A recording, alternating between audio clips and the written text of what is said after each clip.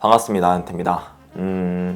그 제목은 사실 억울하고 혼자 운동을 했다라고 적어놨지만 진짜 아무 도움 안 받고 동료와 인터벌도 없이 계속 혼자만 뛰었던 거는 절대 아닙니다. 그 사이에 마음 맞는 동료들이나 아니면 기록이 같은 그런 분들이랑 같이 훈련도 몇 번 하면서 완벽히 혼자만은 운동을 하지는 않았습니다.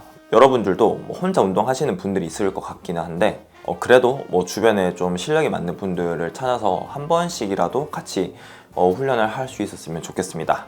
자, 이 컨텐츠는 저도 한번 이걸 정리를 하고 싶더라고요. 제가 섭3부터 2구까지 어떤 과정을 거쳐서 달성을 했는지 그 과정 사이에서 어떤 변화가 있었고 어떤 노력을 했었고 이런 것들을 한번 정리하고 싶어서 컨텐츠로 만드는 거고, 또 이게 여러분들한테 어떤 참고가 되고 도움이 되면 좋을 것 같아서 이렇게 카메라를 켜봤습니다. 거의 계속 말만 하는 그런 컨텐츠일 거예요. 그래서 러닝 찹설처럼 그렇게 뛸 때 들어주시거나 그러면 좋을 것 같습니다. 자, 이제 이야기를 본격적으로 해볼 텐데, 우선 섭3부터 어떻게 달성했는지 그때부터 한번 말씀을 드리겠습니다. 자, 섭3는 어떻게 달성을 했냐? 저는 솔직히 재능의 영역이 엄청 컸다라고 생각이 됩니다. 제가 2019년 서울 마라톤에서 섭3를 처음으로 달성을 했거든요. 그때 2시간 58분의 기록으로 섭3를 달성을 했는데, 그때 당시에 월 마일리지가 많아봤자 한 150, 170 정도였고, 거리주도 25km짜리 한 2번 정도 하고 들어갔던 것 같습니다. 완벽하게 무지한 상태에서 서울 마라톤을 뛰었던 것 같습니다. 그때 신발이 제가 진짜 좋아했던 준플라이 1을 신고 뛰었을 것 같아요. 그때 당시에 PB는 10km가 37분이었고 하프가 1시간 19분 이렇게 딱 찍고 바로 서울 마라톤에 들어갔어요. 그래서 여기에 대해서는 어떻게 내가 섭3로 달성했다라고 말씀을 드리기가 조금은 말씀을 드릴 수는 없을 것 같습니다. 솔직히 좀 비틱질인 것 같기도 하고 그렇습니다. 일단 재능 영역이 되게 크다. 운동을 안 했는데 이렇게 바로 섭3를 달성했냐? 그건 또 절대 아니고, 제가 처음으로 나간 마라톤이 2014년 진주 남강 마라톤이에요. 그때 제 생애 처음으로 마라톤을 나갔고 당시에 하프 마라톤을 나갔습니다. 그때 지금보다 몸무게가 엄청 많이 쪄서 한 15kg 정도 더 불었는 상태인데, 그때가 아마 82kg인가? 아마 그렇게 됐을 거예요. 그때 당시에 제가 군인이었고 특공부대에 있어서 체력 훈련도 되게 많이 했던 그런 상태였습니다. 그리고 일주일에 3-4번 정도는 6, 7km씩 계속 뛰는 그런 상태여서 그런 베이스가 있었기 때문에 일단 첫 하프 마라톤을 1시간 38분으로 달성하지 않았나 싶기도 하고, 그리고 또 아시는 분들은 아시겠지만 제가 중학교 때부터 고등학교까지 방과 후에 복싱을 많이 했어요. 체육관 가서 운동하는 걸 되게 좋아해가지고 그때 약간 학원 같은 거 안 다니고 저는 그냥 체육관에서 막 열심히 형들이랑 아저씨들이랑 막 스파링하고 이렇게 놀았거든요. 그래서 그때 있던 운동 베이스가 되게 많은 작용을 했다라고 생각합니다. 그래서 결론은 섭3를 달성했던 거는 그렇게 운동했던 과거와 지구력 운동, 심폐 운동에 적합한 제 어떤 신체적인 재능이 많이 작용을 하지 않았나라고 생각이 됩니다. 그리고 2020년부터 코로나가 터집니다. 그렇게 돼서 코로나 때 대회가 없는데 내가 어떤 방식으로 운동에 변화를 줘볼 거라고 생각을 많이 했었거든요. 그때 생각난 게 케이던스 늘리기입니다. 제가 2019년까지만 해도 제 케이던스가 166이었어요. 완벽한 166. 10K 37분을 찍을 때도 166이었고 섭3를 찍었을 때도 166이었습니다. 케이던스는 똑같지만 보폭만 늘었다가 줄었다, 약간 이런 형태로 달리는 사람이었습니다. 그래서 제 케이던스가 좋진 않았다는 걸 그때는 인식을 하고 있었거든요. 이참에 한번 케이던스를 바꿔보자라고 생각해서 케이던스를 늘리는 훈련을 정말 많이 했어요. 그때 거의 한두 달 내내 계속 케이던스 훈련만 했는데, 그때 어떻게 했냐면 메트로놈 있죠. 유튜브에 180 메트로놈 찾아서 그거를 계속 들으면서 그 박자에 맞게 발을 좀 내디디려고 노력을 많이 했습니다. 결국은 그렇게 해가지고 제 주법이 완전히 바뀌었어요. 예전에는 케이던스 166에 딱 머무는 그런 주법이었는데 그 이후로는 속도에 따라서 케이던스가 바뀌는 그런 주법으로 완전 바뀌었습니다. 그래서 지금도 대회주에는 케이던스가 181에서 182, 그리고 조깅할 때는 120 정도, 속도에 따라서 되게 케이던스가 바뀌는 그런 형태로 바뀌었어요. 그러니까 조금 더 효율적인 러닝을 하게 되더라고요. 혼자 코로나 때 자체 대회 그때 뭐 버추얼 마라톤 이런 거 정말 많았잖아요. 그럼 혼자 자체적으로 뛰어서 34분을 찍었던 것 같습니다. 자, 그리고 이제 세 번째 마라톤이 2022년 춘천 마라톤입니다. 코로나가 끝나고 대회가 계속 다시 재개가 되면서 춘천 마라톤을 이제 그때 한번 나갔었는데, 그때 당시에 PB는 10K는 34분이었고 하프는 1시간 16분이었어요. 그런 기록을 가지고 이제 바로 춘천 마라톤에 갔는데, 춘천 마라톤 기록은 2시간 47분입니다. 그 풀코스 PB를 10분이나 단축을 했는데, 뭐 3년 만에 그렇게 단축을 했는데, 이 춘천 마라톤을 준비하면서 제가 신경을 썼던 부분은 훈련량입니다. 훈련량, 마일리지를 엄청 많이 늘렸어요. 솔직히 저는 코로나 때도 그렇고 마일리지 300을 못 찍었거든요. 그때 당시에 나름 훈련 스케줄을 짜서 우리 크루원들이랑 같이 막 훈련 스케줄도 많이 소화하고 월 마일리지를 300km 이상으로 늘려봤습니다. 그러니까 자연스럽게 풀코스 PB를 달성할 수 있었던 것 같습니다. 이때 포인트는 마일리지를 늘렸다. 그리고 2022년 JTBC 마라톤, 그때 당시에는 춘마와 제마 사이의 텀이 2주였거든요. 그래서 충분히 회복을 하고 2022년 JTBC 마라톤에 나갔는데, 그때도 그냥 춘마 때 내가 너무 잘 뛰었으니까 그냥 춘마랑 똑같이 가야지 라고 생각을 해서 딱 4분으로 밀었어요. 4분으로 춘마랑 똑같이 계속 쭉쭉쭉 밀다가 한 30km가 지나갔는데도 진짜 전혀 아무것도 힘들지가 않는 거예요. 그래가지고 한번 쏴볼까 라고 생각을 해서 그때부터 그냥 몸 가는 대로 막 쏴가지고 그때 당시에 2주 만에 다시 풀코스 PB를 2시간 47분에서 2시간 41분으로 갈아치웁니다. 아마 이게 춘마의 영향이 되게 컸던 것 같습니다. 춘마도 엄청나게 좋은 훈련이 됐었고, 이 훈련을 바탕으로 이제 JTBC 마라톤에서 갑자기 그렇게 PB를 달성할 수 있었던 것 같아요. 자, 그렇게 JTBC 마라톤에서 2시간 41분을 찍고 그해 11월인가 기억이 안 나네요. 12월인가 하여튼 그때 양산 마라톤 10km에 나가서 제 생애 처음으로 33분을 찍게 됩니다. 저는 되게 10km 33분이 엄청 큰 갈망이었거든요. 그때 당시에는 뭐랄까, 뭐 러닝을 한다고는 하지만 어디 가서 명함 내밀 정도가 되려면 저는 10km 33분은 돼야 된다라고 생각을 했었어요. 33분에 대한 열망이 정말 강했고, 그 22년에 열렸던 그 10km 대회에서도 33분 타켓으로 가다가 퍼진 경우가 정말 많았거든요. 근데 양산 마라톤에서 33분을 달성하게 됩니다. 그때 제가 달성한 포인트를 지금 한번 되짚어보면, 그때 당시의 포인트는 감량이었던 것 같습니다. 제가 약간 그 시즌에 회사에서 퇴사를 했거든요. 회사에서 퇴사를 하니까 저한테 밥 줄 사람이 없는 거예요. 밥 줄 사람이 없으니까 뭐 집에서 대충 때우게 되고, 운동은 또 운동대로 하니까 살이 계속 빠지게 됩니다. 그때 처음으로 키 빼면 110을 만들었던 것 같습니다. 원래는 제 키가 178인데 몸무게가 거의 70, 71kg를 유지를 했는데, 그때 당시에 퇴사를 하면서 몸무게가 68kg까지 줄게 됩니다. 딱 키 빼면 110이죠. 그렇게 되니까 10km 33분이 완성이 되더라고요. 그래서 양산 마라톤에서 10km 33분 45초를 딱 찍고 2024년 이제 서울 마라톤을 준비하게 됩니다. 자, 2024년 서울 마라톤의 타켓은 2, 3구였나? 아마 그랬을 것 같아요. 그렇게 생각을 하고 갔었는데, 약간 제가 많이 기고만장해서 10K 33분도 찍었고 39분 정도는 할 수 있지 않을까라고 생각을 해서 진짜 몸 가는 대로 뛰었던 것 같습니다. 그래서 막 20km, 30km까지 거의 2시간 36분에 들어올 수 있을 것 같은 그런 페이스로 계속 갔는데, 아니나 다를까 한 30km 좀 넘어서 완전 퍼지게 되더라고요. 그래서 막 거의 막 우는 듯이 막 뛰어가지고 그때 당시에도 풀코스 PB와 똑같이 2시간 41분을 달성하게 됩니다. 그리고 또 2023년은 되게 절치부심해서 JTBC 마라톤을 정말 제대로 준비를 하게 됐거든요. 뭐 정말 제대로라고 하기는 좀 그렇지만 나름 그때 당시에 저한테는 좀 많은 운동량을 가져갔던 것 같습니다. 월 마일리지도 300km 초반쯤 되는 거를 350km 이상으로 무조건 찍게끔 엄청 많이 훈련을 했고, 또 서울 마라톤보다 거리줄을 엄청 많이 늘렸어요. 서울 마라톤에서는 거의 막 30km짜리 거리줄을 한 3번, 4번 하고 들어갔던 것 같은데, 제마 준비하면서 뭐 4번, 5번 이렇게 늘리고 뭐 인터벌 훈련도 나름 많이 하고 그렇게 해서 23년 JTBC 마라톤을 나가게 됩니다. 그때 당시에는 날씨가 되게 많이 안 좋았거든요. 그랬던 걸로 기억하는데 막 비가 오고 막 그랬습니다.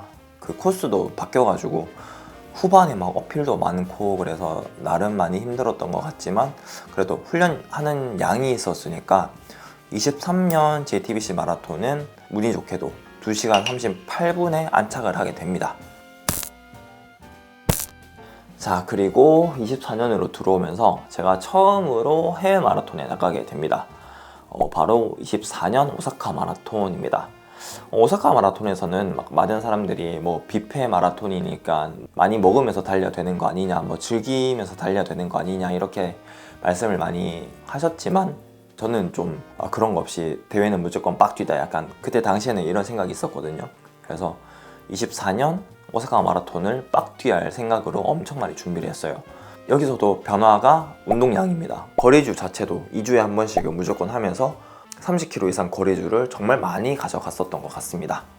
자, 그렇게 해서 24년 오사카 마라톤에 나갔고 그때 당시에도 맞바람이랑 비가 좀 있었지만 되게 나름 이분하게 정말 잘 밀어가지고 오사카 마라톤 2시간 35분을 달성하게 돼요. 이때 당시에 PB는 10K는 33분에서 그 초수를 조금 줄여가지고 33분 20초를 찍었었고 하프는 1시간 13분 27초였습니다.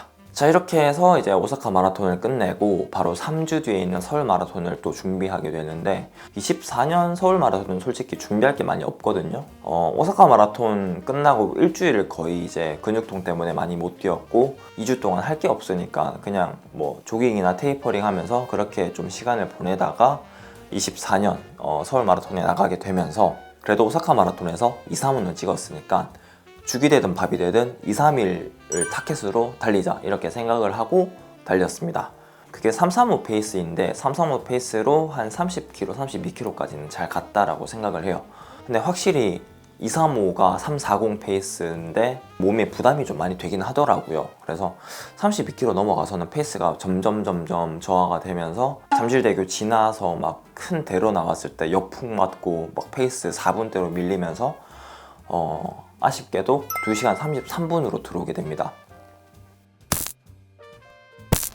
자, 이제 작년이죠. 233은 찍었으니까 그 수건 사업인 231을 JTBC 마라톤에서 무조건 해보자라고 생각을 하고 노력을 좀 많이 했었던 것 같습니다. 계속해서 말씀을 드리는 거지만 어떤 드라마틱한 변화 같은 거는 많이 없었습니다. 그냥 훈련량만 계속 늘리자, 훈련량 늘리자, 거리도 늘리자 계속 이렇게 PB를 달성하는 과정에서 훈련량을 계속 늘려줬었던 것 같습니다. 24 동마 준비할 때는 막 400km 이상씩 450km 이렇게 뛰었고 제마 준비할 때도 마찬가지로 400km 이상씩 계속 가져가면서 거리주 양도 늘리고 인터벌도 되게 가미시키면서 잘 갔어요. 그리고 서울 레이스에서 하프 PB를 1분 단축시키면서 1시간 12분 27초인가 그렇게 막 들어오니까 살짝 좀 자신감이 생기더라고요. 그래서 와, 이거 JTBC 마라톤 2, 3일 갈 수 있겠다 라고 생각을 하고 계속해서 준비를 하고 있었는데 그때 진짜 좀 악재가 뭐였냐면 3000m 인터벌을 성공을 하고 서울 레이스에 나갔는데 서울 레이스에서 좋은 성적으로 들어왔고 그러니까 이거 긴 인터벌 한 번만 더 하고 제마 나가면 이거 무조건 확실하다라고 생각을 해서 5000m 인터벌을 하게 됩니다. 5000m 인터벌 3세트를 했는데 그때 당시에 5000m 인터벌을 하면서 햄스트링이 많이 안 좋아졌어요. 진짜 많이 안 좋아져가지고 불안하다가 결국은 제 유튜브를 많이 봐주시는 분들은 아시다시피 JTBC 마라톤에서 달리는 도중에 불안했던 햄스트링이 파열이 되면서 DNF를 하게 됩니다. 뭐랄까, 그리고 나서 되게 혼자서 많이 막 힘들어하고 또 다시 재기할 수 없을 것 같다라는 생각도 들고 막 이런저런 생각들이 많이 들었던 것 같아요. 부상이 심하게 와서 11월 통째로 날려버리고 12월부터 천천히 조깅부터 시작하자라고 생각을 하고 이제 24년 12월부터 거리량을 엄청나게 늘리기 시작합니다. 할 수 있는 건 조깅밖에 없으니까 그냥 조깅만 계속 하게 되더라고요. 그리고 제가 11월부터 다시 회사에 다니게 되면서 걱정을 많이 했어요. 프리랜서 때는 운동을 많이 할 수 있었는데 회사에 다니면 운동을 많이 못하는 거 아닌가라는 좀 그런 걱정이 많았는데 오히려 회사에 가니까 운동할 시간이 더 많아졌습니다. 왜냐하면 루틴이 생겨버리는 겁니다. 루틴이 생겨가지고 퇴근하고 운동하고 집 가서 잔다 라는 이 루틴에 딱 짜여져 있으니까 사람이 이 루틴대로 계속 생활을 하게 되는 거예요. 그러니까 거리량 늘리는 거에서도 전혀 부담이 없었습니다. 맨날 뛸 수밖에 없는 환경을 계속 만들었고 하루에 20km 이상씩 계속해서 뛸 수 있었어요. 11월은 완전 쉬었는데 12월에 갑자기 400km 이상 이렇게 딱 찍고 1월에는 제 런생 최장 마일리지인 550km를 뛰게 됩니다. 제마 끝나고 부상 때문에 몸무게가 68kg에서 71kg로 좀 쪘었거든요. 그래가지고 저녁에 러닝하고 집에 와서 아무것도 안 먹고 물도 안 마시고 잠만 잤습니다. 그렇게 하니까 살이 되게 쭉쭉쭉 빠지더라고요. 운동량 많은 거는 계속 유지하고 있었으니까 살 빠지는 거는 정말 시간 문제였습니다. 그렇게 해서 66kg까지 딱 봤었던 것 같아요. 제가 66kg 마지막으로 보는 게 고등학생 때였거든요.